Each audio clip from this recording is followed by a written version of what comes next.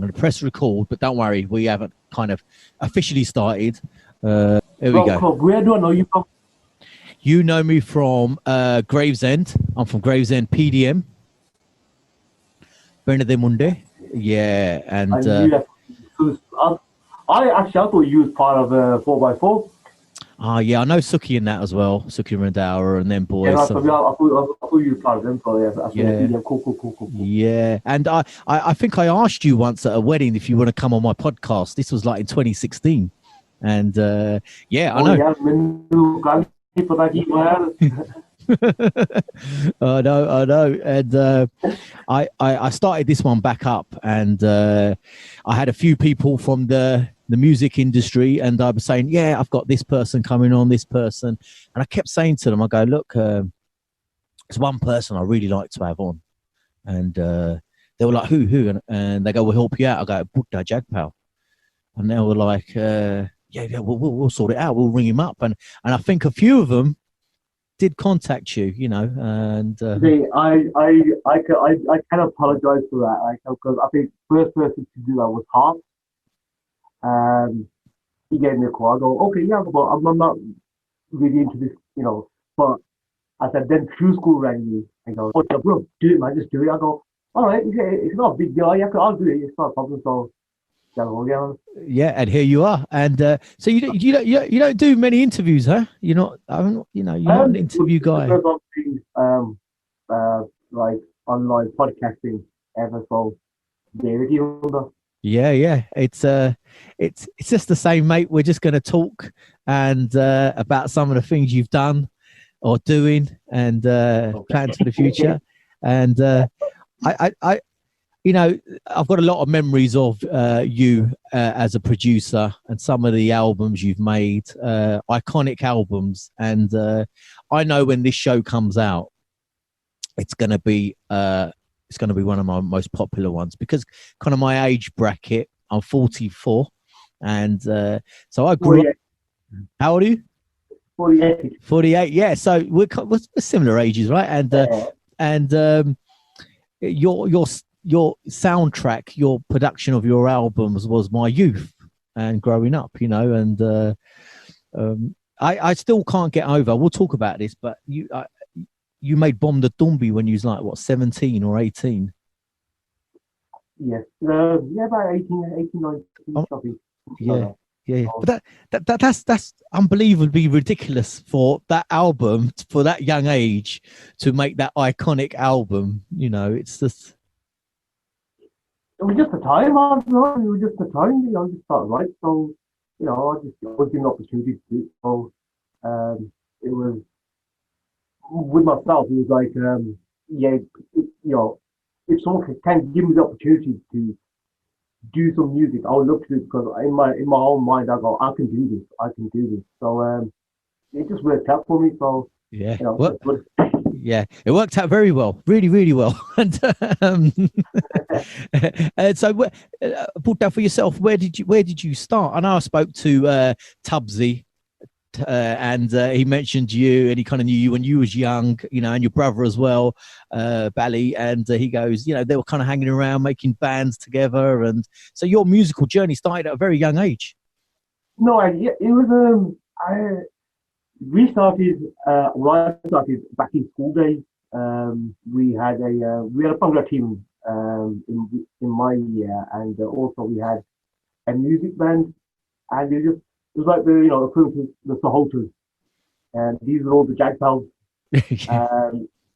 There's four or five of us, and we formed a band at school, and that's how I actually got into music, just by doing that, really. And so we made a little band. We were terrible, you know. We had no idea of no sort of time. But we were good because there was no one else out there. I mean, we were one of the first bands to be created in a school environment. Wow. So it was fun. We were like mini pop stars at our school, George Dixon, if I may mention. We were mini pop stars, like, yo, these guys are in a band. And so it took up from there.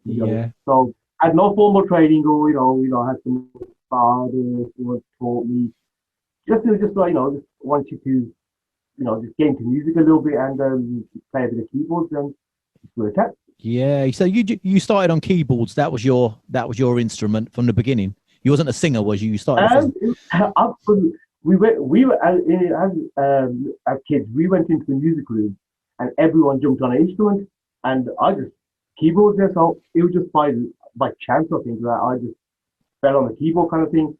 Other cousin on drums, other one on key. So it just worked out. I ended up on keyboards. I could have been a drummer. Yeah. Well, probably a turbo one as well. Yeah, but, yeah. that's a different story. But yeah, so I just fell into the keyboard department. Yeah. So we're kind of thankful for your school band that they left the keyboards for you, because if that didn't happen, then you would not have carried on and then produced some of the greatest UK Bhangra albums ever. No, I mean, yeah, no, I understand where you're coming from, but I always have to remember where you started from. So that is, ultimately where I did start from, was from school. But prior to that, Papa the video man. Yeah. When we used to go to his house, all my chakra, and then we used to go to his house. He used to have musical instruments, lying around. So we loved just playing around with them. And so that's how I got introduced to music. But as a band, the first one was school. So yeah, it's amazing how many times I've heard the name Apna Bhajan, right? When I talk to, he's a powerful figure, man. He's kind of everywhere, right? And I spoke to Sadara Gill the other day on the show, and he mentioned you because obviously you've done a few of his albums, and he mentioned Apna Bhajan as well because he was there in the naming of Apna Singhi, and I was thinking, wow, this man, and Tubbsy mentioned him as well. So I'll have to get him on one day and just. Don't want to do that. He will never shut up. That's that's what Tubbsy said as well. He said exactly the same. All in life. Yeah, absolutely. Yeah. I mean, but you need kind of support like that. So that's great. So you had your school band, and did you at that time think, I like this, man. I want to carry on doing this music? That was the only thing I was into really. It was computers and music. So I was enjoying it. You know what I mean? And it was just a buzz for me because I used to do wedding tours with actual budget as well. Just go rather than doing weddings, and in those days there used to be live bands at the weddings. And I just love watching these live bands performing at weddings, and it was it's a privilege. Get to see DCS, Chirag Pachan, Alapati, absolutely brilliant. Yeah. And so that's what I'm sort of motivated to get into kind of music. And so so I could give my hand out to the old school bands as well. Yeah, the legends that came before you, and definitely. Yeah. So when did you kind of start producing music for yourself? When was that sort of? Because you was into computers and you've realised obviously I can make some music here, I can record and. To be honest, I joined after the school band thing. Joined a band called Satrang, and that was just by chance. I ended up going to one of their rehearsals in a house, and I just went with my cousin, and they had a little break, about 10 minutes, and I just jumped on the keyboard and played something, and their keyboard played. I go, actually, you're not bad. And I go, oh, wicked. And then after their rehearsal, he took me to the side and goes, you fancy joining the band? This guy how it works out. I was over the moon. That's just join the band. Yeah. And I think I was about 16 then, 16, wow. 17. Yeah. And so that sort of took off, and we started getting quite a few bookings, but we were terrible when we first started. There's some stories there. No, but we were when we first started, we were terrible, but we gradually got into the circuit. Just from our live performances, we had a lot of other members in the band from different backgrounds. We had a saxophone player, Byron, and bass player, Angus, and drummer, Seamus. There's all different people, and Tubbs was in there as well. And so that's what took off in the late 80s, about 1986, 87. And so I think I was with them for about 3, 4 years. Um, and that was actually good. It was a nice learning curve, how, how the bands work and everything. But then I decided to leave uh, that band, and just for, personally, because I didn't feel the band was going in the right direction, where we should be going, and so I decided to leave. And then I ended up with Burn the Safri. Yeah, So, yeah. Well, I mean, where, where, and where, where did you first meet Balwinda Safri? Because that's for people that know your music. It's an important part. oh yeah, definitely. Burn the Safri. Well, basically, um, uh, a friend of ours, his name's H, tabla player. He approached. He goes, listen, this guy's inquiring to. He needs some musicians to back him up at the Dome. And like, the Dome was like the holy grail, the mecca of Bhangra music Oh yeah, back in those days. yeah, And yeah. if you performed there, you've done it. You made it. You made a mark. You made a statement. And I go, yeah, yeah, yeah, yeah. Yeah, I'm up for that. And so we had a rehearsal at Mix and Claire Studios back in the day in Hamburg. And this guy walked in. I haven't got a clue who he is, you know what I mean? But I just heard those names, Safri, Barinda Safri. And so, we just chatted for about 10 minutes to discuss what songs we are going to do for this. He played his track. Because I think he had just released Reflections then. Yeah. So that's why he wanted to perform a couple of tracks from Reflections album. So we heard these tracks that he wanted to do, and we rehearsed them, about 2, 3 weeks rehearsal. Um, did the show at the Dome. It went down like a storm. Gary this started like that was his main track, Yeah. and we did that on stage, and it went down like a storm. And then after that, somebody just approached me. He goes, "Listen, I need someone like yourself to join me, and I'm sure we can do something together." And he was, banda jalda bahut happy, and just I like the way he approached me. He's absolutely brilliant, and take the plunge, whatever. Let's do something. Yeah. And so we ended up doing the first single that we did was Legends, Yeah. which sort of put us on the map. And Yeah. Yeah. Yeah. It definitely put you on the map. It kind of created a new map or for music, and because I remember that coming out, and it had samples, but not musical samples. It had vocal samples. It had bits. It was different. It was so different. We'd not heard something like this. And Balwinda Safri is probably one of the best singers we've ever had in the UK, without doubt. no, but to be honest, like that originally was a Satrang song, but it wasn't a cover version. And and I did approach the singer when I left Satrang, and I asked him, well, listen, is it all right if I do this song with someone else? And he was absolutely fine about it. I go, brilliant. Because as I said, when I was in Scotland, the way they were doing that song, I wasn't happy with them. Going, it's a killer song, but we're not doing it right. It's supposed to Yeah. be done. And so when I left, and when I heard Safri sing, I go, I'm sure he can, do some justice to the song that I want to produce. And to be honest, at that time, the age of 16 or 17, I didn't realize what a bad boy singer Safri was.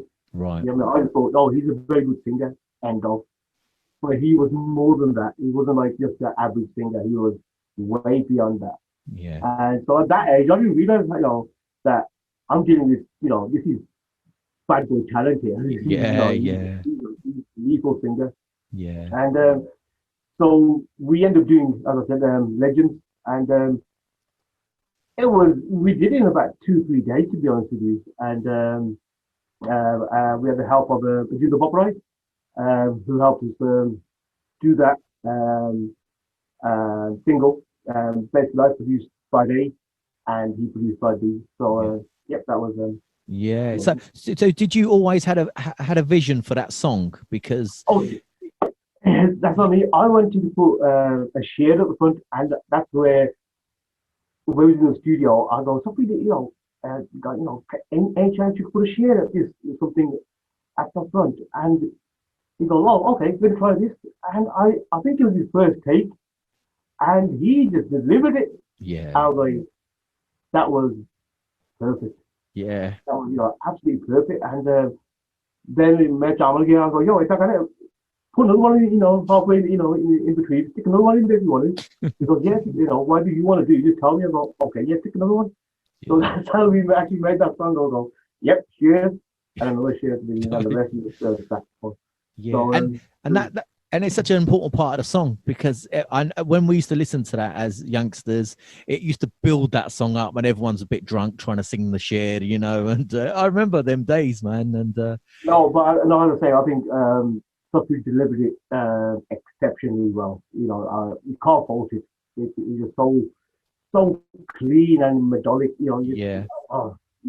Yeah. Even if you hear it now, put the hairs on your back, you just stand up and it's just absolutely brilliant. Yeah. So when did you kind of realize that Safri was a really good singer? No, I mean, I know what you mean. No, I mean, I didn't realize for the first 3 years that how good he was. To be honest with you, like I thought, yeah, he's a good singer, but I didn't know that he was proper trained and everything. He knows his scales, his rods, and the whole work. So I didn't realize that at the time that he actually is a bad boy little singer, and I'm surprised that no one else caught up with him. And what I did with him was just it wasn't hard at the time. Just came. The idea just came, and we just knocked it out. Yeah. So I think when you realized, obviously, this guy's got so much talent that you now realize, you probably was really excited because you probably realized, look, I can do so much. And so how about let's do an album. I go, yeah, let's go for it. And back in the late 80s, a lot of old school covers people were doing. That was like the main thing, though. Dropping covers of old classics, and then the introduction of samples, which you have to put your hand up and give it credit to people that actually introduced it, and that was Rags from Progressive, who actually introduced the actual sample element into the Bhangra industry at that time, and everyone was like, which kid, they could sample this now. And so then everyone went out and bought samplers, trying, let's do something different. Yeah. And so when Bomb The Tumbi came, a lot was just like versions. You had Jathir Jalurte, Kamri Yardi, the Boliyar. The only two original tracks probably there was Sajna Ajabe and Slow Nagana, which were, those are proper Safri tracks, and he smashed them. And at the same time, that took us around about 3 months, I think, just to get that done from start to finish, which was in those days, that was quick. Yeah. It wasn't like ages, maybe those days, that was quick. Yeah. Because I used to just go in there. But I do have to give credit to people like the engineer I was working with at the time, Pete Ware. Yeah. He helped a lot. Gained the sound that I wanted, and because I wanted to work at the same studio, because I heard an album from Ajanik at the time. I think it was Signature or one of them, Panache or something. And I like the sound quality. I want to know which studio they recorded that at, because that is a nice quality sound. And then once I found out it was Pete Ware's studio in Bromsgrove, that's where I got into stuff. They're like, get that studio booked. Please just get that studio booked. So that's a nice sound again out there. And so for me, 3 months took us to knock that out. And obviously, it was all covers, but the bullying, that's what that sort of blew apart, because prior to Bomb The Tumbi, everyone would release bullying on their cassette as a last track. That was the industry standard. Yeah. It was like, Panchi Gane, last track, bullying, well, that's it. And that was also number 6 track, 6th track on the album. And I just decided to go, forget putting the bullying at the end. Let's stick with what at the beginning. For some odd reason, let's just change it. you know, let's put it back to the front. And that's it. It worked.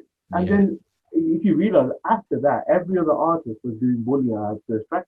Yeah. To, you know, not to compete with us, but I would say, but that was the formula then. You know, we changed the formula. Like everyone's doing bullying our first track. You had you know, bands like Arky, bully our first track. And even Airstrong, you know, bully our first track. Yeah. You know what I mean? So we sort of changed that vibe. So yeah, it's fun. Yeah, you definitely changed the vibe, and you changed the UK Bhangra industry sound as well. It changed. You know, that was so fresh. You know, even the start with Pete Ware, you know, with Tumbi or not Tumbi, you know, that just became like, it's iconic, isn't it? You know, I mean, people in college were saying it all the time. It's just, I remember. It's actually, I'm glad you reminded me of that, because we were there and I just looked at Pete. I go, Pete, can you actually do this for us? You know, just Tumbi or not Tumbi, and you know, the white Mr. Whiteman. You know, I put that little posh accent on as well. He goes, yeah, I think I know what you want. He did that one take as well. Yeah. And I go, Pete, perfect, mate. That's, you know, absolutely perfect. And you know, it was a very good start to an album. You know, as you said, it's quite iconic. You hear that in any way. You know, I know what's coming in. Yeah, you know what's coming. Yeah. Yeah, you know what's coming. Yeah. And you got the Tumbi, that Tumbi sound that you had. It sort of encapsulates you. That's that Tumbi sound. Yeah, you know, that Tumbi sound was actually personally, it was quite terrible at that time. You're right. It was a mismatch of a couple of sounds put together, but it worked. It worked. Yeah. It worked. So like, it wasn't actually a Tumbi sample. It was just something that was just mishmash, you know, just made up, and it worked. So again, touch wood. So, yeah, I mean, even if you put that album on now, like you said, it's still fresh. It still works, and Safri still obviously sounds fantastic on it, and it brings back fantastic memories for me. No, I'm not gonna. Yeah, I'm not gonna blow my own trumpet, but yeah, I have heard it, you know, obviously not recently, but I've heard it at weddings, you know, and I'm like, oh, okay, and it still goes down like a tree. Yeah, of course. You know, and especially with the older generation, but it does go down like a tree. It's gone down as one of the classics, so I'm happy with that. Yeah, I've got to say, Bhota, if you're going to blow your trumpet, today's the show, mate. This is what it's about, right? Yeah, this is all. Because if you're not going to do it, I'm going to do it, man. Because I'm a big fan of yours, right? And I've been trying to get you on since 2016. So. Oh, bloody hell. But so Bomb The Tumbi came out, and it was it just blew up, didn't it? It was a mega success. As I said, like when we released it, we were happy with it. You know, that we weren't gonna release it if we weren't happy with it. And to me, every track was banging. You know, it was like, not every track was Bhangra, but every track had their own little formula, and it was just perfect. I was like, yo, it's perfect. And so the chemistry between myself and Safri was very good as well.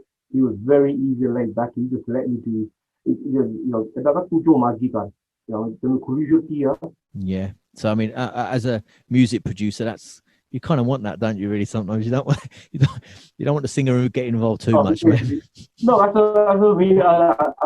No, as I said, it's like a bit of a dream come true. Like, you know, I've got all the range to do what I want, and I'm working with absolutely talented geezer, and that's for me. I was lucky.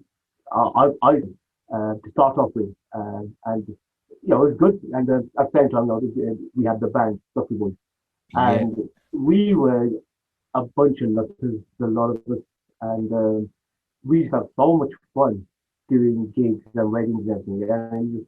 And we were booked out solid. When I say solid, it was, you know, on some occasions you could, you know, I remember once we had 7 gigs in 7 days, you know, Sunday to Sunday. Weekdays were full of uni gigs, weekends, weddings, and parties. It was absolutely ridiculous, but it was fun. Yeah. It was absolutely fun. I mean, it must have been fun. I mean, I'm sure there's some stories you you can't share today, and you'll have to tell me when we meet one day. Probably all of them I can't share with you today. Yeah, all the stories. Can't tell you any stories of on the road because I've been in the band, right? So I know what happens in bands coming from gigs.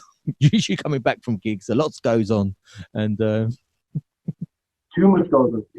But those are all stories. yeah.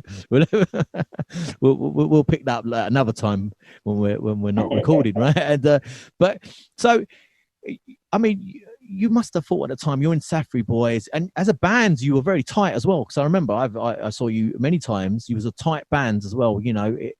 It's not like you had a group of people put together and you're just playing the songs from the albums. You became a unit, so you complemented the albums with a great live band as well.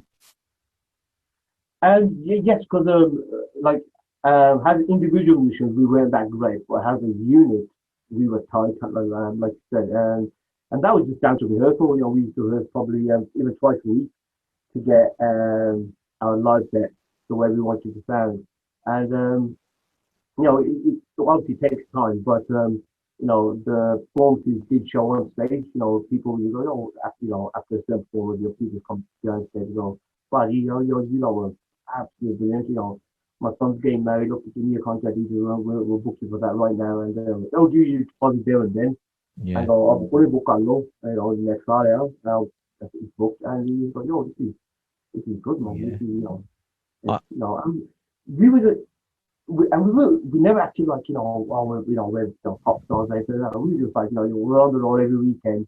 What more could we ask for? It's a good laugh. Yeah, and you're doing something that you like to do as well. Yeah. And as a band, the band were normally in certain bands you have a couple of people hang around together. We were like a proper unit. We used to go out, even with our families. We used to go out together. But on the weekends we were always together. You got after the gig, go to the pub together. Like some people, they go, I'm the country, in Bhangra. And we were just, we're going to the pub, a couple of drinks, and then we're going back home. And so, it was just absolutely brilliant. Yeah. Sometimes our family used to complain when we used to daytime it, and we used to walk in at 5 a.m. And they were going, come for a daytime. And the whole traffic over here, and so there you go.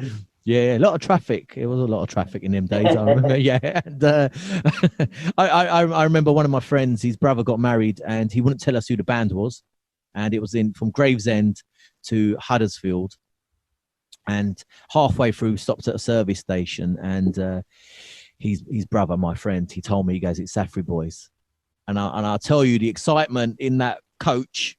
It was about to explode because that was the peak of Safri Boyz, and it was one of the best weddings I've ever been to, right? And I do you think at that time, sort of the Bomb The Tumbi time, was the peak of live bands and that live scene? Yeah, it probably was because, as I said, we were absolutely chock-a-block for from 1990 to around about.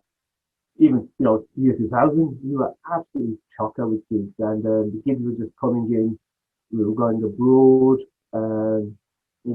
university shows, wedding parties, the whole shebang. It was virtually 24/7, and and when we did have time off, then we were back in the studio recording next up for future albums. So for me, it was a busy time, and it was a fun time. Yeah. Great time. And so the album after Bomb The Tumbi was what, Another Fine Mess? Yes, Another Fine Mess. Yes. Yeah, was that? Basically, we just used the same formula for Bomb The Tumbi because obviously that worked so well. And if it's not broke, why fix it? So we just went the same formula, and it did go to again. We went down banging again because of the bullying. So yeah, it's still worked. It's still working. Yeah. So Yeah. No one complained. No one complained. No one complained. Yeah, we loved it. We loved it, mate. Yeah. So it's a right move. Because people do say how do you top after Legend? What do you do? And then you drop something like Bomb The Tumbi, and then after Bomb The Tumbi you drop Another Fine Mess. What you playing at? What I mean? You can't be doing that. I'm going, well, it's just that's what we did. It wasn't something that we were planning. Just let's go studio, let's try something out, and that's it. We put a for it. Yeah, yeah. So, So, I mean, fantastic times. I can see even you talking about them brings a big smile on your face, and it's memories for you. It's great memories. So, after another fine mess, what was the next step in Safri Boys? Now, I can't remember what was the next. I think stuff we started doing a couple of little side projects. So we didn't Uh do huh. a actual a band project for quite some time, to be honest. Like we did a couple of, I think, one other album. No, stuff we did after that. He did his own thing with I think the Bokrai. Right. Um, Get Real. That's the Get one. real. Yeah. Makana. Yeah, around that period, I remember when that came out, Get Real. I was kind of not with the album. When the album came out, it was fine. It's great, obviously, but I was kind of disappointed that team of you and him stopped because that was for me that was the dream team, man. It was No, to be honest, that was something idea that he wanted to just try with do an album with Butler, which was not an issue. It wasn't an issue like no, you can't do an album with someone else. How dare you? No, it wasn't that. Carry on. There's not an issue with that at all. mm, So no, but people no people have asked me in the past. What do you feel about Get Real? I go, no, it was a very no, it was an absolutely banging album, to be honest with you. But it no, not because I didn't produce it or whatever. It wasn't like my kind of flavor, my kind of taste. But no, out of 10, it's getting 10 out of 10 for it. I did yeah, give that, but it just wasn't my kind of taste to it. yeah, Um, it wasn't, more hardcore than what I'm used to with doing stuff with suffering. It wasn't like more, it needed to be a bit more raw. So yeah, yeah, that's yeah, what it is. yeah, yeah. Apart from that, it's Yeah, banging album. yeah. You still gave it 10 out of 10. So Yeah, I hope that clears it up for everyone. You gave it 10 out of yeah, 10. no, Yeah. no, no. Oh yeah, yeah, yeah. Nah, because vocally is banging, musically is banging. So but some people like, some people don't. I like it, but it just wasn't my cup of tea. But Yeah. apart from the album, it's banging. Yeah. Yeah, a great album. I think I'm kind of on your team. I would have liked Bhota Jagpal. But anyway, that's the history, right? So, did you sense at the time things are changing slightly? Maybe that Safri maybe wants to do other stuff, or To be honest with you, stuff with did do quite a few other stuff with other producers, but it was never an issue between myself and Sophie at all. Even when you think about it, Sophie did a track with Danny and Knuckle Tony Jimmy, and that was yeah, in um, 95, 96. I think in 96. Uh, so he did that. But to be honest with you, Sophie did tell me that he didn't want to do any more like cover versions. It's mm, a cover version. I don't really give a damn. But yeah, he was quite adamant at that time that he didn't want to do any more cover versions because actually now comes the next one because I wanted to do tracks like Chandla and Gidde Nachkuriye. Originally that was supposed to be done with Safri. I wanted to do that with Safri.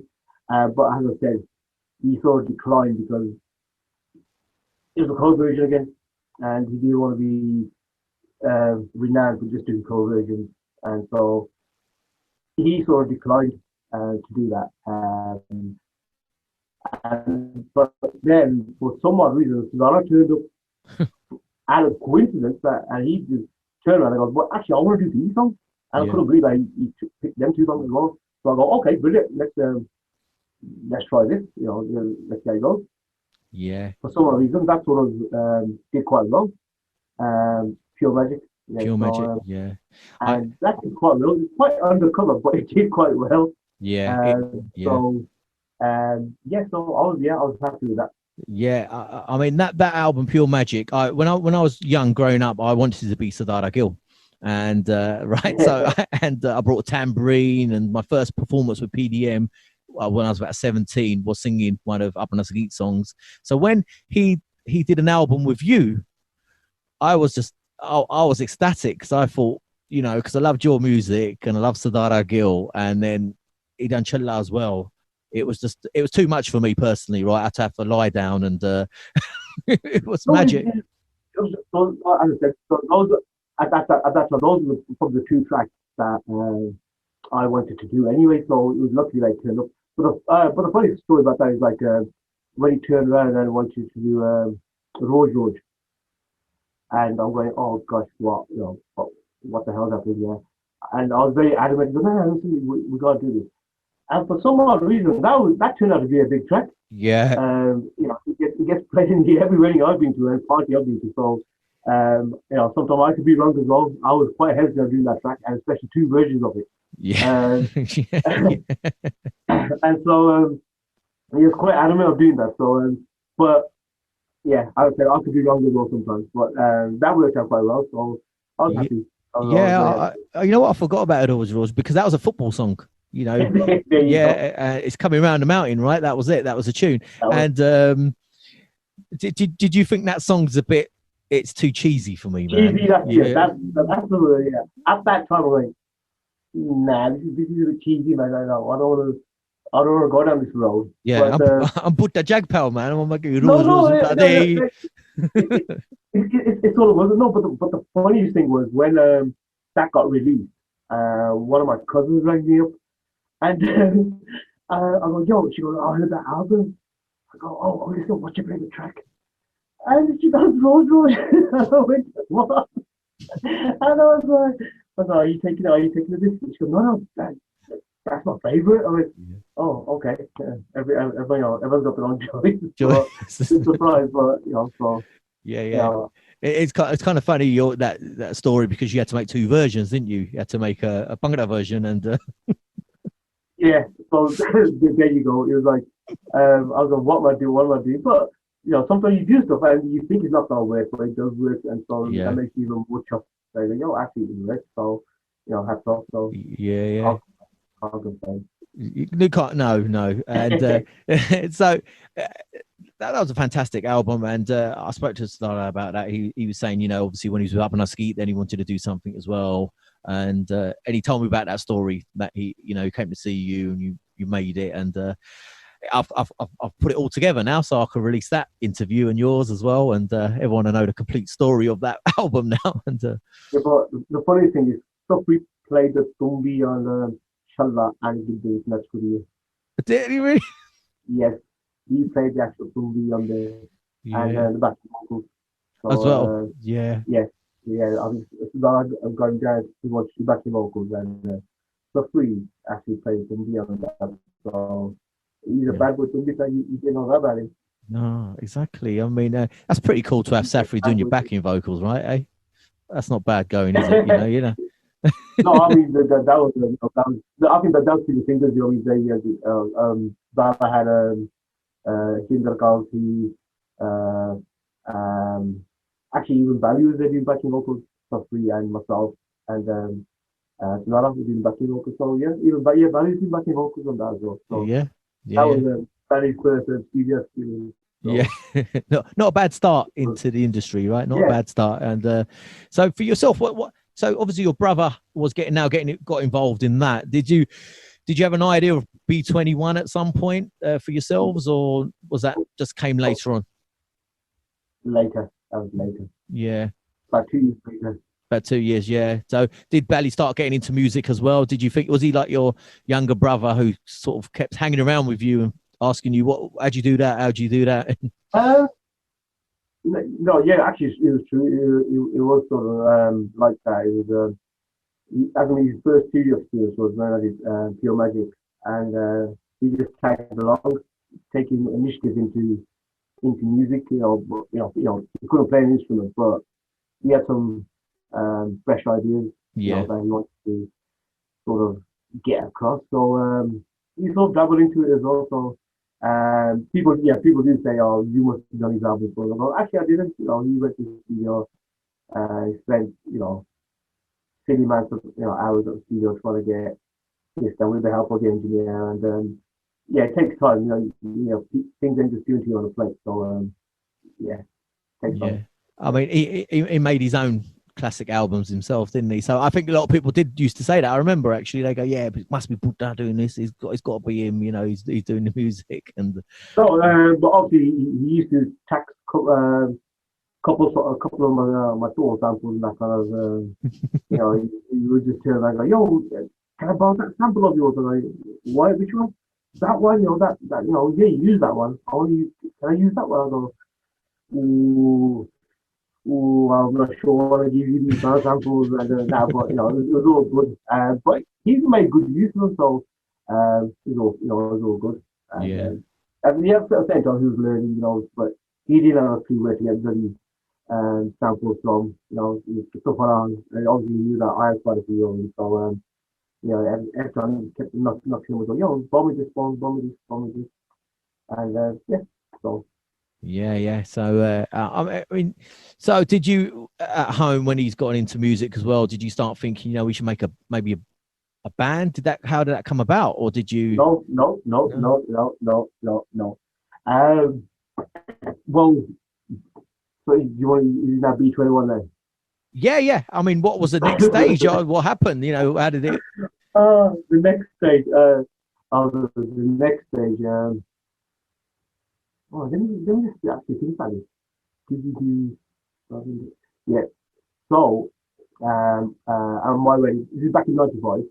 Had GCS performing there, and Barry's come up to me and goes, "Yo, Visa, I want to go on stage.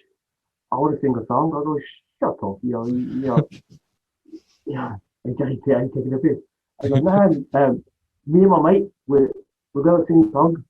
I go, "Hmm." And he turned around, and you know, behind me, just go, "Who the hell is he?" Yeah. And so, "Oh, you mentioned my, like, you know him from back in there." I go, "No, I don't." You know, he goes, "Oh, go on, let me." I go, "Go on, let's charge you." And they just sang Hare Ganga. I go, okay, yeah, brilliant. And so that was my probably introduction. I think that's where just the ball started rolling from that aspect. But um, they started an album together, not with me. I was not involved in this. So they who have gone to a studio, a friend of mine that I know, and they've gone to his studio to do a track. And don't forget that they haven't got any experience at all being in a studio. Just he doesn't know his band, and so but they've gone to the studio and they worked on a track. I think about 4 days, and they sort of to them it's a finished track, and so obviously Barry's come back to me and go, "Yo, I've done this track. What do you think?" And oh gosh, it was terrible. Oh gosh, I wish I had a copy of that. It was terrible. I'm like, you can't release that. He goes, nah, it sounds alright. I go, no, Gila, you can't release that. Maybe it's your year. He goes, yeah, but so, well, help us out then. I go, but what do you want me to do? You'll sort the music out then? Sort you all that for us? I go, yeah, but, I go, okay, listen, I'll help you out. And so that's when I got involved. Um, because no, they were eager. I'll give them that. They were hungry for it, but they didn't have a clue of how to do this. And so yeah, I took sort of control of the recording aspect, and then Valley got hold of the record label Move Up, who at that time were unknown on the circuit, and Valley managed to get a good deal with this new record label that was on the market as well, and so it sort of working hand in hand. We released that. It was okay. It wasn't like burnt up the industry. It was just an average run of the mill album for that time. But at the same time, we enjoyed it. Actually, we enjoyed producing it. It was quite a lot of fun, and um, and then after that, Barry sort of decided that he wants to do his own stuff. Has Bhota Jagpal. So he started working on live and direct. Obviously, that sort of blew up for him. And but funny enough, he wanted to call the album B21, but that's what we had a little argument saying, nah, you can't use B21 because it's being used. So I go, how about just use your own name? Has Bhota Jagpal, which sort of worked out, well for him. Yeah. So yeah, so yeah, obviously Barry did that, and same time, this is about '96 now, so we released um, the Sounds of B21. Mm. I said it did okay, but nothing to write home to. But then we started working on Public Demand, um, which, to be honest with you, Barry started that with Justice. The first track on the album was Chandigarh, and they've gone to the studio, and Barry laid the track down, and I'll come back from a gig with Safri, and Barry's like, yo, I'll meet you boys at the same, place in town. I'll turn up there. Barry and Justin in the car goes, no, we started on this track, have a listen, let me know what you think. I go, all right, and so they played just the starting of Chandigarh, and I was quite impressed. I'm like, well done. And they're like, nice one. I go, yeah, no, yeah, it's good, but you need to obviously, tighten up. But I think it's a banging track. Yeah. And they were going, nah, they're going, nah, you're blagging it. I go, listen, trust me. I go, it's a happening track. I go, it's got potential. Trust me, it's got potential. And they weren't, firstly, they weren't having it. They go, nah, you're just taking the mick. I go, nah, trust me. I go, I'll guarantee, I go, that's going to be a banging track. And I'll guarantee, if it's a banging track, I'll leave the Safri Boyz. I think just to talk about that piece somewhere, they made me sign saying that I'm going to leave the Safri Boyz if this track kicks off. Yeah. It did kick off that. And that was a banging track. And so, yeah, I for that track, that was all banging. It was like, that was everything was about banging. Obviously, I came in and just tied up bits and bobs. Mm-hmm. But the actual layout, arrangement, the whole work was, basically that was all banging. And so that sort of made us think, yo, actually, we're a good track. Let's finish off the album. And at the same time, again, we relied a lot on cover versions. But at the same time, we did cover versions that people hadn't heard. It wasn't like complete monocle versions. These were, we actually went to India back in 93 or 4, and we told our cousin, yo, we and I got to listen to and so we bought them back. And by luck, we found Chandigarh on one of those albums, and yours of yours as well. And so we go, yo, okay. So Barry started working on obviously finished off Chandigarh, and I started working on second track was yours of yours. And so we knocked them both out. It was quite quick, to be honest with you. And then we just started working on the remainder. So, well, how many tracks do we want to give? 6? Yeah, let's knock out 6 tracks. So, I decided to go take a simple track. So, Pranaya, or no cover version, let's drop it in. So that was easy for me, no problem. Then we both did Oscarina Bilotia. Yeah. That was again, it was done quickly. It was done quickly, and just now is I don't know how we were studio quite quick, and just putting ideas down. Have a one day listen to it, go back, change it, and then it's work is done. Then I shot up to India. This is '98 towards, and we still have one track left to do. So I go, I'll talk about it. I go, yo, screw that, you finish it off now. And so I'll go to India, and I'll come back. Bali told the signal from the airport. He goes, oh, this is the last track. Didn't know. I heard it. I was like, Nadia, you're taking the mic again. I was like, nah, no, I think it was garage music. And I was like, nah, where's the movie? He goes, no, this is the way, this is, I don't like it. That was a banging track. Yeah. A banging track. But I didn't like it, so he played me that on the way back from the airport. I go, oh, okay. And then I heard the whole album way. Okay, yeah. To be honest with you, it sounds different because you produce a couple and I produce a couple as well. It sounds different, it's a nice mixture. But at the same time, I thought I go, yo, it should be a good album. But at the same time, I didn't realize, how well it was gonna do. Because but we were quite confident on that. I don't know why, but it was just quite confident because it was sort of a fresh sound. It was that kind of new, fresh kind of sound, and at the same time, it was a new vocalist as well. Yeah. Because as you can say, at that time, the market was dominated by the Softies and the Monkeys.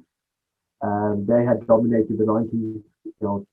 We had so many different varieties on the album. Like obviously Chandigarh, the opening track, it was a banging intro, which started the journey from that album to the last track. And then we had, the Bhangra, Bhota Jagpal, Bhota Jagpal, wedding track, and it just worked for it. It just worked for us.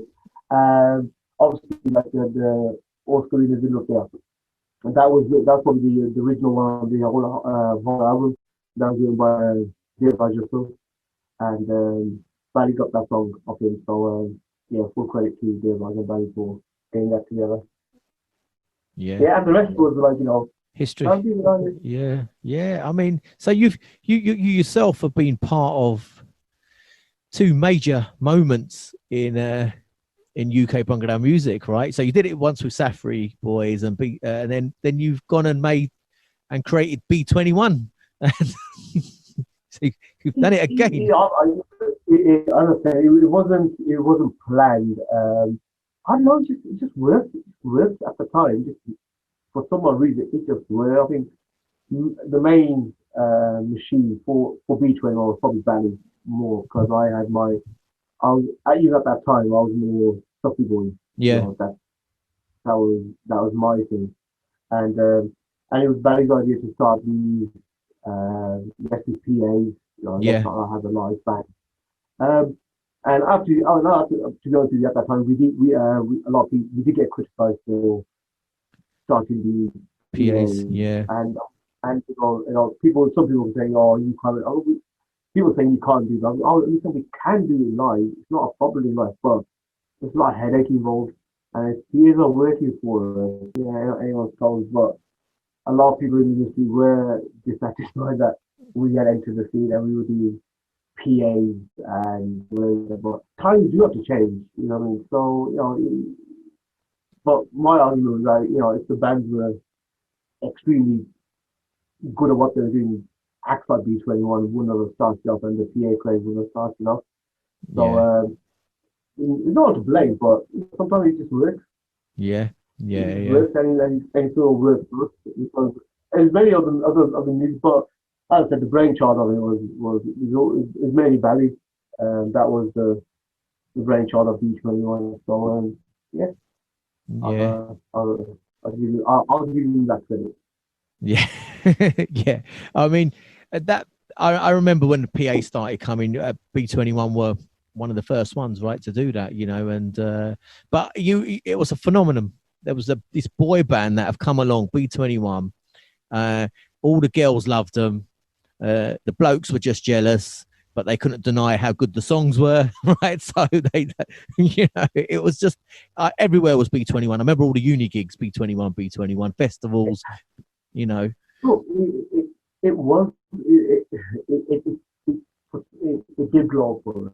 I'm not denying that, but at that time it was crazy because we hadn't, been through. It was just one thing after the other, one thing after the other, one thing after the other. Just we were, like schedule-wise, just totally booked left, right, and center. We were doing shop openings. We really opened the shop and opened the police had to come on there. We got, listen, you can't be doing this. We're like, listen, someone's booked us, and that's just do a 20-minute performance. He goes, but no health and safety, and we're having arguments with the police. So, listen, we got a contract, we got to perform, and they're going, listen, we can't because of this. So, we were doing absolutely nutty stuff, and we haven't even, we're going, to us it was like, we just done this, and all of a sudden we're like everywhere, Yeah. absolutely everywhere, and yeah, yeah, at the same time it was fun, and we were enjoying it. So it was all good news everywhere. So Yeah. You got and you also obviously came in a film as well, didn't you? Bend It Like Beckham as well. Were you guys in that? Or what channel? The situation because I was supposed to be the myself. But then when they shoot, my city and it was rather one of us nearby had to go to the wedding and Barry and Barry going, you do it, I'll go to the wedding. I go, geez and Dagar, I'll go to the wedding. And my people are sweating, oh gosh, I can't believe it. And so that was the reason I was not in the Bangla Beckham thing. I should have been, but I wasn't because we had a family wedding and one of us had to be there. Maybe the only sensible one. I had to go to the wedding. But it was all good. All good. No one knows that. So obviously that's why you weren't in it, because you was at a family wedding. Yeah. Honestly, that was the worst because because we were very close with our Masipuri and she was to be honest with you, she was fine. She was listening, I understand, but we knew that she knew that she wouldn't be feeling it, and so one of us will definitely be there, and so I took the plunge on that one. So yeah. All right, let's not mention. I mean, it's okay, weren't it? It's not a bad film. It was a bloody good film. Yeah. No, even with that was funny how we even got that because I had just a phone call from Gunda Cheddar and listen, I'm a producer, all that kind of stuff, and I'm like, okay, actually, I'm doing a film called Bending Like Beckham, and she told me the full story basically, and she invited us down to final studios. So basically, we're looking for an Asian act to perform at the wedding, and I've been told that you are the guys that are the big band. Yeah. I go, oh, okay, cool. I go, okay. So,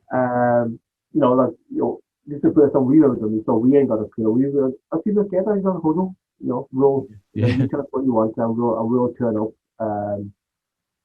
So we sat down with them and discussed, so obviously one day, our shot was one day, the wedding thing was a whole 1 day shoot. And so they've arranged everything, and it was very interesting, liaison with the shadow to organise the whole event. She, left me in charge of, okay, you sort out all the lighting, you sort out all the DJ, all the sound system, whatever you guys need for your setup, you just get everything and sort of send me the bill of what it costs. Okay, cool. So I worked a nice budget for it, and got all that gig and everything you see after that was all my doing, my booking. But yeah, but as I said, the Bangla Beckham was a big box office hit. So again, Darshan was on there. Obviously, we ain't come to Darshan yet, but yeah, I was saying, that was an interesting time for the film. So when you eventually watched the film, what was you watching? Was you watching the wedding film, or was you watching Bend It Like Beckham?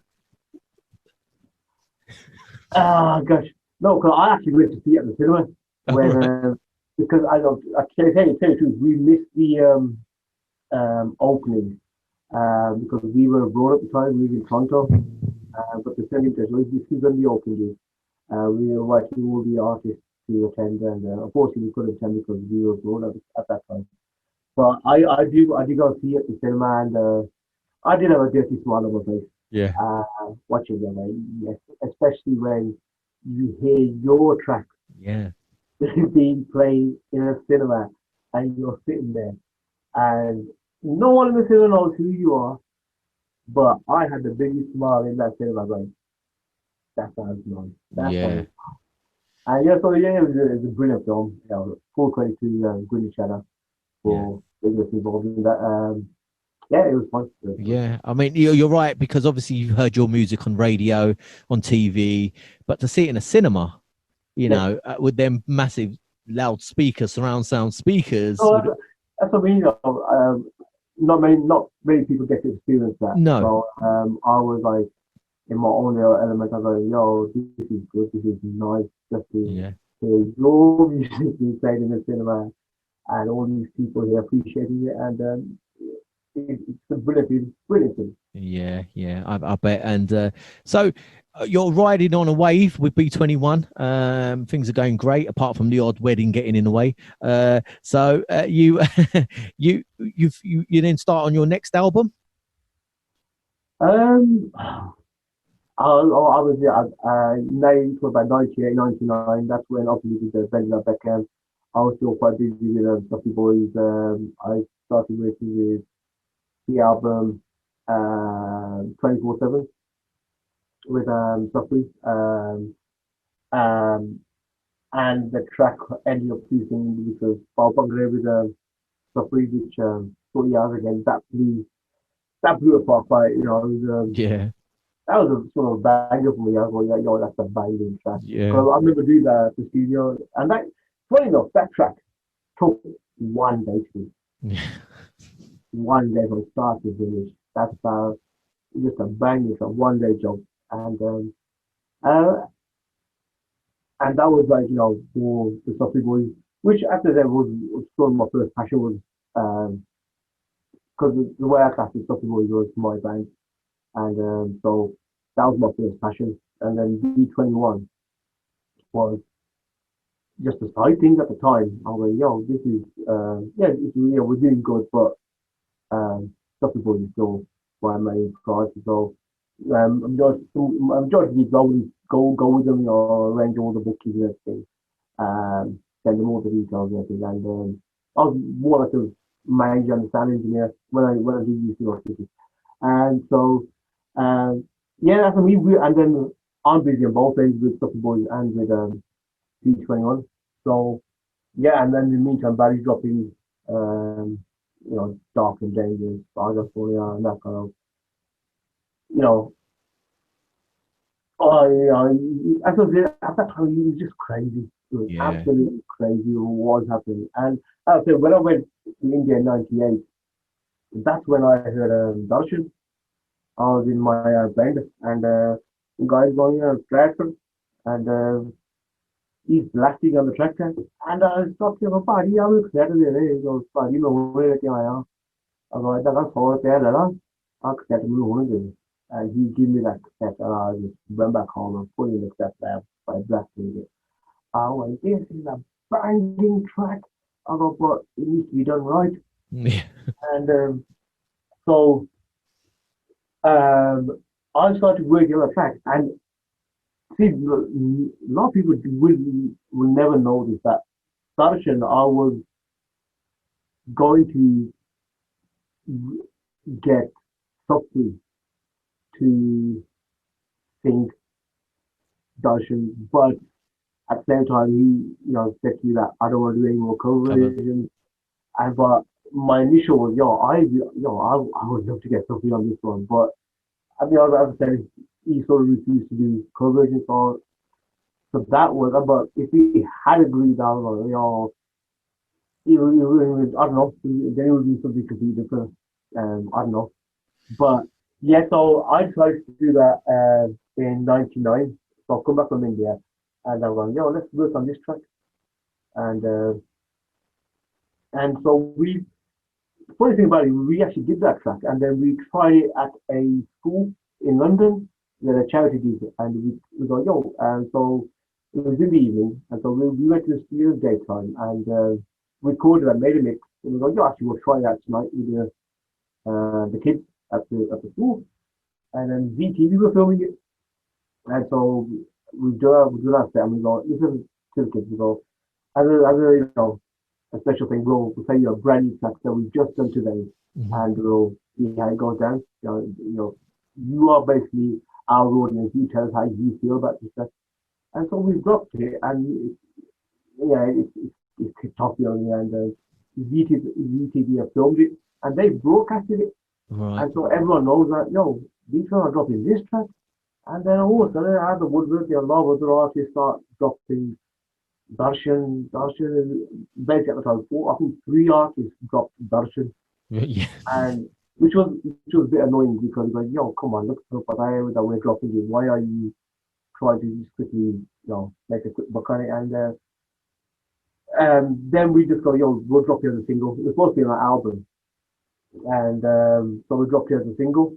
And this, to be honest with you, Darshan was supposed to be for my solo album, and so. Uh, that was all but then Barry turned like, listen, nah, we need to, and that was going to go with some other record labels. And Barry got, nah, listen, that's not going to be a problem with rock if because especially if you just use all the single, that's not going to be attention. So I was going on me, so we'll do a B21, we won't do a beat Jagpal, it's going to be a B21. But yeah. Yeah, but no, but originally that was supposed to be my solo stuff. So yeah, so we dropped Darshan, and as you said, that was just another banger. So Yeah. yeah, it was just, but that's something. It was just another banger. And just use a simple formula. Let's use something at all, something like PLCs, model battery. Let's go simple, and let's just something at all the way through the track and see how it goes. Yeah. Perfect match. So not It, arguing. yeah. It was perfect. And there's many times in this interview you said, yeah, then we released it and it was a banger. And he goes, well, yeah, we've done it in about a day. That was done. It just seems like so every time a single or an album came out, which was a success, and you've done it many times now, was it still that same excitement, Bhota? Was you still just like, wow? Yeah, no, of course. At that time, we couldn't go other for some reason. We just couldn't put it wrong. Like everything we were dropping was sort of working. Everything we were dropping with B21 was working. Everything Barry was dropping was working. So he dropped like I Just Only and then the I Just Only remix, and then he's dropping after like we did Darshan, he dropped Aranja, and basically, and then on top of that we had one of our biggest stars at that time would be Giovanni, which it was just on a different level to yeah, as again Barry produced Giovanni. Nothing to do with that at all. That was all Barry, and so when I've heard that I've gone, what you done? Like, I was just amazed. I'm like, yo, dude, that sounds heavy. Yeah. And Barry knows that I don't normally say that to him about his stuff. But like, yo, that sounds heavy. And because I remember we played that in Sheffield once. Right. So it's funny, that's what we used to do. If we had a new track, we'd play out a gig and say it goes down. And I remember the B21 DCS, and I was doing the sound that day, so B21 and the DCS boys were by the desk. I go, oh, lads, listen, by the way, listen, we're going to drop a new track, listen to this one. And I go, yeah, go on, let's see what you guys can do now. Because obviously they've heard our previous stuff. And so I dropped you one of your albums, but last week I said, and they're looking at me and they're going, shaking their head, going, geezer, you've done it again? Yeah. You've done it again? Yeah. I'm like, and obviously after that's what you think. And they're like, nah, I'm not saying nothing. You guys are just taking the mix now. You guys are just storming the industry. I was like, no, but what do you think? Yeah. Nah, it's a banger. It's a banger. So that's it. That's cool. And so that's it. That's the other thing. So no, yeah, that is quite a few other things. But yeah, carry on. Yeah. I mean, you say that's it, but for people like me listening, it's just like, wow, these are just moments in history. For yourself, like you talked a bit about you creating your own album. You know, did you ever get the chance to create your own Bhota Jagpal album? You know, like these other producers we have, like Aman here and them guys, your True School, and you know. Yes, no. I've been doing it for the last 20 odd years. Yeah. No, it's just, um, yeah, no. People have said to me, just imagine that you released all this stuff that you released under your own name. Yeah, yeah, You know what I mean? As say, Bomb The Tumbi would be Bhota Jagpal, Legends, Public Demand, Bhota Jagpal. I understand that, but it's luck in life as well. Um, and it's a lot of teamwork as well. It's not an individual doing everything by themselves. It's a lot of teamwork, And the more heads you have, the better chance, you got more ideas. So, yeah, to me, it's more of a team effort. I never want to say, it's all me. It's all me. I've done everything. No. I love this team effort, working with people, getting their ideas, listening to people, to try and get that kind of sound that you want out of them. Yes, yeah, I said we beat everyone. It was fun because on top of that you're working with your brother, and so and valuing his ideas was just on a different scale. Like that's what I mean with me. Just with me, my music taste is more Punjabi. I listen to more Punjabi music, where Barry at that time was listening to more hip hop, mm, garage, and that was his kind of take of music, and that's why we sort of blended so well mm. on that bit because some of the stuff that he was playing me, I'm like, I don't like it because but that's it. I'm like, all right, so Kariya pay, I mean, that's right, Kariya, but every time anything he was doing was working. Yeah, So I can't really, because even when he did I Just Hoya, he played it to me. He goes, Giza, I got off, I be honest with you, I go, it's all right, nothing yeah, special. I'll be honest with you, I go, it's all right, it's nothing special. And, so the way that blew up, I'm yeah, like, okay, okay. I can be wrong, yeah, but I didn't say it's ridiculous song. Although it's a good song, but it's not yeah, it's not the way you're making it out. It's gonna be some blow up everywhere. Oh no, but it did blow up, and again I don't know why it did, but it just did. So yeah, yeah, yeah, at that time we were just very. I thought we were very lucky to see getting all these breaks and people appreciating that what we're doing and is what it's what people wanted at the end of the day. Is that kind of sound they wanted, and yeah, it's working for us. So yeah, yeah. So obviously, everything was working great, and there's a point obviously that B21 kind of ended and then came mm, back. Was there a point? I know everyone probably watching is going to cane me if I don't ask. So when you kind of split up, that must have been a sad moment as well. All the success you've had together and the great songs you made. Was it inevitable? It was going to happen at some point, or could you feel it happening? um, it's it's a tricky one and a very good question. No, people always ask the same question. Oh, what happened? What happened? Some things did happen right in the band. Some things happened, but at that time, what happened was right. No one was to blame to a certain degree, but yeah, as I said, it wasn't the best of times, but it shouldn't really happen. But as I said, it did. Um, yeah, it was sort of out of control at that time, because I think the amount of success that we had got to certain people more than others within the band as well.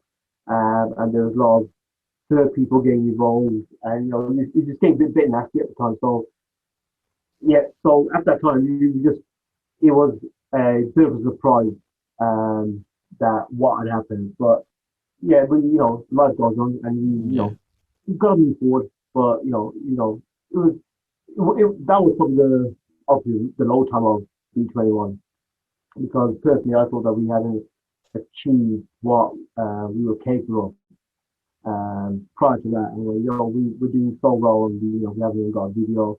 There's so much to do, but it's the other thing. You're saying bands break up, but when the band is not even at the peak and the potential is there to go beyond your wildest dreams. I mean, but yeah, it's just it's just, you know, just one of those. Even personally, I at that time I was just stupid. Yeah. So yeah, but that's me. That's the kind of person that I was. At. I was, you know, okay, it's happening. Don't worry, we'll start thinking something else. But to me, that was nice. But certain things did happen. But obviously, that's a personal issue. Um, yeah, but yeah, I'm sure certain individuals have said quite a lot. So hopefully, yes, I'll be. Yeah. So Well, yeah, so yeah, it should have happened, but it did. So you can't, yeah. so We, don't know. I guess. yeah. We can move on swiftly and. No, don't have to. You can ask more questions. I'm quite open. No, because I know every time you probably go into interviews, people sort of keep going on about this, and for me, it's not really about that. It's you. That's another just a footnote in your history of your music. Right, it's about you, Yeah, right? So if I had all three of you here, then we could go on about it, right? And true. yeah, Also, yeah, yeah, yeah. but I don't. No, because how you said there's always two sides to the story, and then there's the truth. So and yeah, that's all. That's all I'm gonna say on that one. Yeah, yeah. This is about you. So at that time, then that happened. It's obviously a kind of a sad point in your musical life, at least. And but you move on. And so for yourself, then, what was the kind of next steps? I know you and Bally, obviously, you continued B21, and you still do now. You do gigs, don't you? I've seen Yeah, you. yeah. Yeah, and are you making songs as well? And To take to after the after the split, to be honest with you, we were for the first about 3 4 years, we were just heavily booked. I don't know how that happened, but we just, we did quite a few tours abroad. For the for the next 4 years, Singapore, Malaysia, Australia, Canada, America, Kenya, and so we were quite busy, even though just he had left. We were still quite busy as B21.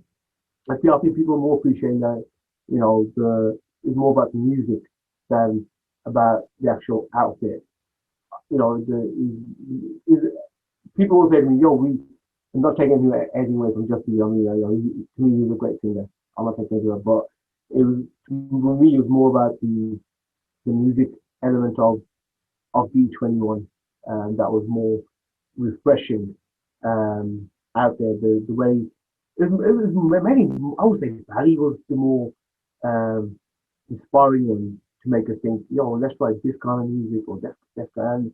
His ideas was just on a different level where I would be a bit more cautious. He was the more fearless to on that aspect of let's play it safe. He's the one that would take the risk, and I would be one like, look, simple up. He goes, no, we're taking man. yeah, Those guys like, I made Bomb yes, the Tumbi, Valley. I made Bomb the Tumbi, all right? I know what I'm no, doing. no, God, no, I don't know, because some, people like some I'll be honest, like people who have spoken to me, through school, when I've sat with him, he's a funny guy, but he's a serious guy as well. And the way he describes, the way he goes, the way he talks to me, he goes, "Gina, I go into music because of Bomb The Tumbi." And I'm going, "Oh," I go, "Gina, but you don't know what you did." I'm going, but sometimes he doesn't make a lot of sense. He makes me think, well, you're the guy fake, yeah. But he just on the next level, because I've never thought the way he's thought about it, the way he makes you think about it. I'm like, actually, okay, he's got a point there. You don't know what you've done. You produced this, and you've done this. One track I actually forgot to produce. You mentioned was Dolla Dolla. Yeah, yeah. Sook actually said, ask him about Dodla Dodla. He goes, Yeah, make sure you ask him. well, Dolla Dolla was back in 1988, 89ish with Saffron, and that was me and Tubbsy given access to a studio. Yeah, free So rate. Yeah, yeah. we went to a studio in Warsaw. I think it's called JK Studios in Warsaw, and we had a 1 day booked in there, and we laid the track all and just me and Tubbsy in the studio with the engineer, and I don't know, that version that we had was on a next level. The first version that we did was on a that was just me and Toby people, Doma Jito, and we that version, even Toby hasn't got that version, I haven't got that version of Tula. And so we produced that. And then we actually want to redo properly. So we started that at Nick Sinclair Studio. And that was the time that, as I said, I left Satlang. And I do remember at that time, even Safri manager at the time, Icky going, yo, let's do Tola as well. I go, nah, I go, the way that's done, that's perfect. I can't, if I'm doing that, I'm just going to reproduce it, basically, it's exactly the same as you. I can't change it. But I could do something different to that, but not with Tola. And so that's why we did do Tola.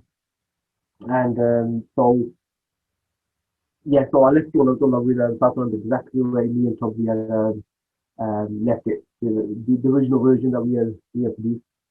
And as again, me and Toby was 16, 17 at the time. Yeah, he was saying he was 17 and he came from college or something in a bus. And he's telling me, he goes, so I went down there, recorded, and then went back to college. And so you're 16, 17 years old. That's amazing. I mean, musically, I mean, both of you, I mean, Tubbs is as you know, fantastic percussionist. And I mean, and you obviously, there was major talent there. And you, like True School said, you don't know what you did until someone tells you what you did. Because I tell you how this interview came about. I was with True School and we're chatting, and he goes, I've been listening to your podcast. He goes, have you got it? Yeah. I hope I haven't.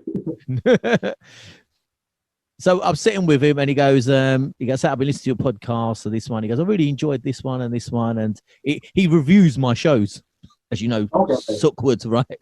In his own way, right? And he goes, you should get booked on, right? And he goes, and then we started talking about Bomb The Tumbi and Dola. He goes, that's the period, man. You got to ask him about this. He goes, that's the one I want to listen to, right? And that's how it's. He goes, leave it to me, and that's how he.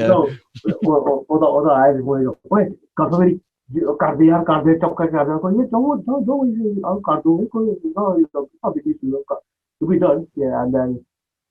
Like I said, this is the first time doing ever a podcast. So yeah. You're doing fantastically well. You're doing really well. So this should be easy. You know, well, look, for your music and your life, there's so many parts we could just have a one-off podcast about. You know, we could just talk about the creation of Bomb The Tumbi or Another Fine Mess or Dola even, or the B21 periods. There's so many parts, you know, even the creation of the Safri Boyz, you know, as a band, you know, how that came about, how you got, you know, like the drummer Happy and people like that together, you know. So, I mean, it's so rich. I mean, we'll be here for hours, couldn't we? 12 o'clock at night, we'll still be talking, right? But you're probably right on that, because there's so much we haven't talked about, but yeah, you could spend a good couple hours on one topic, even Bomb The Tumbi, because you know how every track was done, you know, who's involved. Like you mentioned, Happy there, like if you hear Bomb The Tumbi at the beginning, it's very little thing. You can hear someone opening a can. Yeah, that's Happy. You opening a can of lager. I go, yo, that's going to, but so minute, but I guarantee people will listen to that again and go, actually, is he not telling the truth? There is a little, and that's Happy opening Canada at the studios. So this is what I mean. So we could, you know, like we could take an album, we could just break it down to completely, you know. I'd rather something like do the album. Like so, say Bob the Tumbi. I was in the studio mainly 80% of the time, where other members when we did the Borneo, we got them all into the backing vocals. So it was the whole band effort kind of thing. Apart from the guitarist Raj played all the guitar on the album, and Toby played all the percussion. Everything else was programmed in. And so yeah, it was to me it was more of a band effort, even though I did majority of the work. But the lads used to come in, you know, obviously, you know, they're working during the day, so I got lads, we need to get a backing vocals into what it's ever making the evening at this time, it'll take about a couple of hours tops, and we done. And so, and that's, when we used to, get together as well, have a couple of drinks, and then, we sang some backing vocals out, some hoy hoys and bro, all that kind of stuff. So, it was fun. That's what it was fun. And back in the early 90s, it was more of a band effort. It wasn't more of a solo effort as an individual. It was more of a band effort. And I just said before, like, even as Safri Boy as a band, we were, at that time, we were a very tight, Yeah. tight band. Yeah. And, we had a very distinct sound. And we had that kind of raw kind of, flavor to our sound with obviously the rich vocal of Safri. So, it was perfect. And we were like all young as well. We were only, I was 16, 17. And Happy is probably, he's 1 year younger than me. But we were always young lads in the band, and it was just fun, every weekend. So, and on top of that, touring the world. Yeah. Where are you going to get the opportunity in life where you get to, enjoy music and you get to see the whole world as well? Yeah. I've been to every country in the world, performing, and that I wouldn't get that anywhere else to a 9 to 5 job. So, so I always appreciated what I've achieved and where it's led me to. So, very grateful. Yeah, it was like you as young boys were given the keys to a Ferrari with Safri's vocals, and you just went with it. You had an absolute a fantastic voice, and you just to the maximum. I think Safri was probably the best singer in the 90s in the UK. Yeah. For his richness of his vocal talent and what he could do with his voice. He's on a different part altogether. And I don't think there's ever been a singer like him. Everything. Probably Lembren. Yeah. But even the first time I heard Lembren, I thought it was Safri. I'm going, he sounds a lot like Safri. One of the first Lembren tracks I heard, I thought that was Safri. But he had the voice cycle. Absolutely beautiful. And I remember the peak of that was it was in Bagley's Warehouse. Remember, it was Safri v. Malgid. Bagley's Warehouse. That's the venue. And I think around that time, didn't you win? You was the producer of the year. I'm sure you had won an award as well. I don't know if it was the same period, but I remember meeting you at a gig, and you had met the PDM boys, and you had just won the award for producer of the album. We won quite a few awards at the 92 Pop Awards at the Dome. We sort of watched the one on that one with Bomb The Tumbi. And then I had won the best producer in 1994, which made my head go like, ooh, this is what I agree on. This is what I agreed on, because I remember going to the 1987 Pop Awards at the Tower. I used to do it. I done like 1987 at the Tower, and I couldn't get into the venue because I was, you have to be over 18, and I went with my father, and he got me in because he was filming, and he got me into that gig, and that year, DCS Gary Turangi won the best music producer for DCS Roger Free Go. And I remember I was there, and I was going to make it, one day I'm going to win that award. Yeah. And it took me 7 years. It took me 7 years to win, but I did achieve that. I remember saying that to myself, one day I'm going to win that award, and I achieved that in 1993.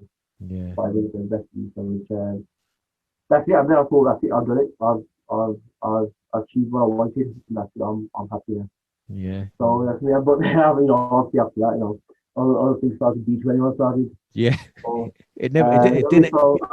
So that's something to me. I think I'm a very, very lucky guy. So not many people have that kind of opportunity to have certain music out there that is world renowned. to me, that's the buzz going around the world. And like, if you're on nightclub or something, and one of your tracks comes on, to me, that's the buzz. And Yeah. like, looking at people going, yeah, well, dance is about music, man. That's Yeah. good. Yeah. And so to me, that's for me, that's the buzz. I Yeah. mean, that's what one of the buzz I get out of it. Yeah, I mean, your music will always be played, Buddha, right? So always, even when we're, what we're a similar age, right? So when we're like 65, 70, like Buddha sitting at home, Yeah, no, no, definitely, no. yeah, That's that that's for me. We people said, you made a mark in history now with your music, and I'm quite humble about that. I'm going, well, yeah, but it's just something I've done. Nothing to me, it's nothing special. It's what people have told me. I mean, but to me, it's just something that I've just done. You know yeah, what I mean? As I was just like true school, trying driving down, these are you don't you're missing the point. yeah, You're yeah, missing the point. You're not yeah, getting the point. Like, okay, but that's what I am. I don't know. I just go with the flow. I don't really rock the boat yeah, yeah, to a certain degree. I just take the punches as they come. yeah. I mean, it's pieces of art you've made. It's art, and you might not see it like that because you was there for the, laying the tracks down. You were there from the start to the end. But for us as consumers, Yeah, this yeah. this kind of music, we see it as art, and it's honestly, it's been a real honor to hear your stories. And I know you're going to say no, because I kind of know you from the back in the day as well. But it is a real honor, right? And so I'm coming towards the end. Like I said, we could talk for hours, couldn't we? We'll have to do like part 2, 3, and 4 at some point, right? So future plans, what you planning now musically? To be honest with you, I am just plodding along, just doing bits and bobs. I am working on my own kind of stuff.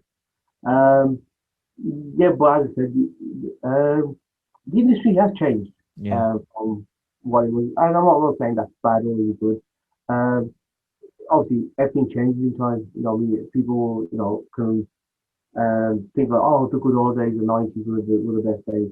Yeah, but music changes. We're still probably like everyone's using the same tool to do on all the songs. So let's everyone just jump on that bandwagon. And the music these days, it's good, but for myself, it's a bit too repetitive. Everything sort of sounds the same. That's my only issue. Apart from that, it's quite still healthy, but everything sounds the same. And like the industry's moved from more from the UK now. It's more, you could say, for the last 6, 7 years, more India based. yeah, Because the amount of talent in India, it's not just on a level in India. There's people on the street side or absolutely talented. yeah, And now what's happened, they got a hold of the technology via the internet. And so that's how to be honest with you, I think they're more, what's the word, hungrier than UK people now for music because now they've got the technology to people are making tracks now in bed, can't say bed, Monday and they make a posting a track and I'm like, yeah, oh, well done, wicked, I know, absolutely brilliant. Uh, yeah, but I am still doing stuff. I am going to be releasing some stuff, but obviously, you got to try something different out there. So yeah, I'm gonna try something different. Probably might get in a bit of trouble, but yeah, the Bombay forget about.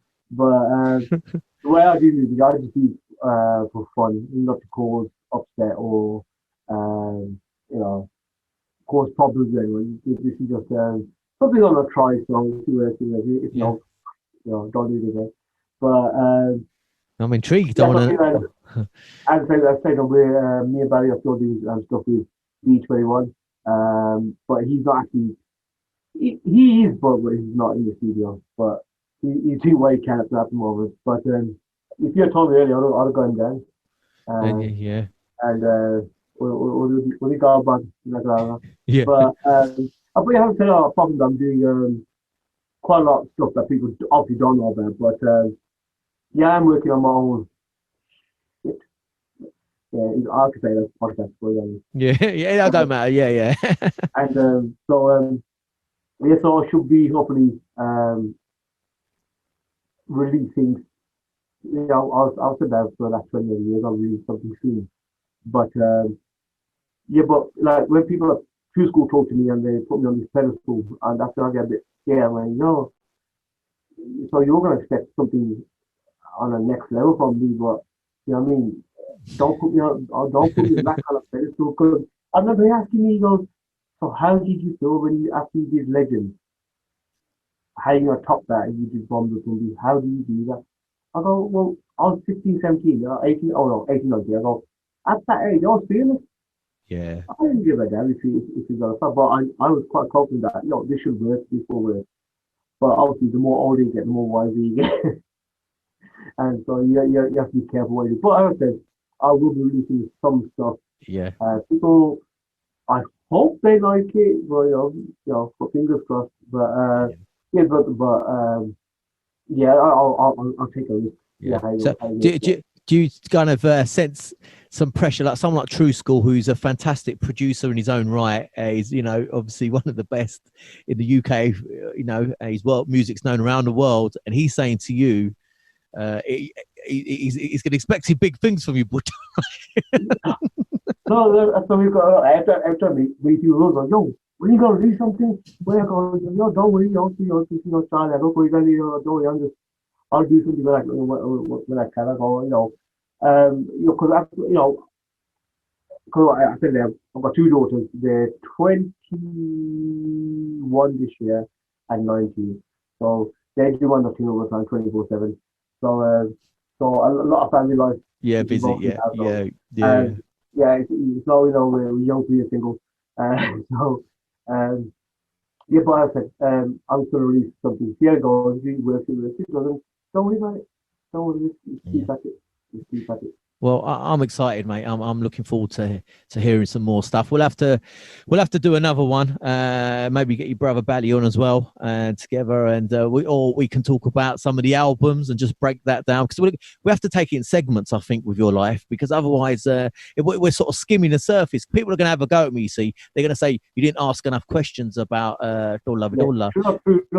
If you do get more than people requesting certain topics, yeah, we can come back to that. And you can just call me and go, listen, people have been doing that to me. They want to know what happened on this or that or whatever, and we can talk about it. Let's do it. Yeah. So let's do it. Yeah. So anyone listening or watching this on YouTube, right? If there's a certain point in Bhota's musical life that I haven't done justice, which I'm sure I haven't at some points, let me know. And he's saying he'll come back on, and we'll talk to until we get all the facts that they want to know. All right, and if it takes hours, it takes hours. Let's do it. I've even got videos. So yeah, let's get them on. Let's do it.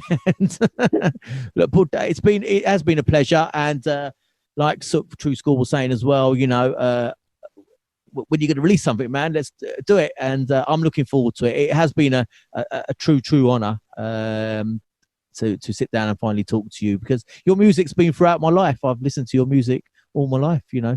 I definitely appreciate that. Been an honor to do this as well. This is the first time I've done this. It's good. It's not that difficult. It's a new experience. It's just talking, man. It's just talking. You do it every day. You're just talking, and but I thank you for coming on. Yeah, but a lot of people still, they always want to know more than they want to know more than anything else. So I'll say, in the future, if you want to give me another call, another chat about any other discussion, more than welcome, mate. Yeah, let's do it. You know how it's done now. It's pretty easy. You're in your studio. You just need to join me at some point. But Bhota, thank you for coming on. Honestly, it's been fantastic. We'll definitely do it again. We've now set it up, so we're gonna have to do it again. But for now, we're going to have to leave it, and I hope everyone at home listening or watching this on YouTube has enjoyed this, because I definitely have, and so I don't mind if anyone else doesn't watch it. I've had a great time, and I definitely appreciate that. It was a pleasure. So thank you. Thank you. All right. Take care. All right.